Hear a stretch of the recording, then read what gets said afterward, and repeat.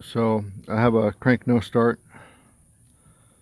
Um, I replaced high oil pressure pump in December 2017. Haven't had any issues until yesterday. So this is what I got.